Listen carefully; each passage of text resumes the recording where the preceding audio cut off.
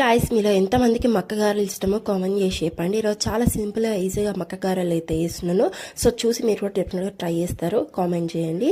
So first అయితే పచ్చిమిర్చిలు అయితే వేసుకున్నా. తర్వాత అయితే 1 కప్ నేనైతే కార్న్స్ అయితే తీసుకున్నా. దాంట్లో కొంచెం జీలకర్ర అయితే యాడ్ చేసుకున్నా, ఇంకా ఎల్లుల్లిపాయలు కూడా యాడ్ చేసుకోవాలి.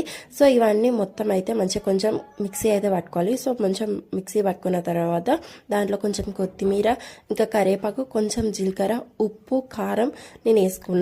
సో వేసుకున్నాక మంచిగా అయితే మిక్స్ చేసుకోవాలి.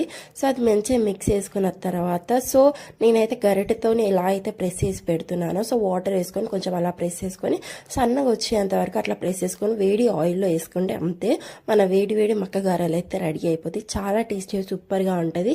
సో వర్షాకాలంలో చాలా బాగుంటుంది ఇదైతే. సో డెఫినెట్గా మీరు ఎవరైనా ట్రై చేస్తుంటే కామెంట్ చేయండి. అండ్ వీడియో నచ్చితే లైక్ చేయండి, షేర్ చేయండి. And please subscribe to Sudhapani YouTube channel. Thank for watching this video guys. Bye.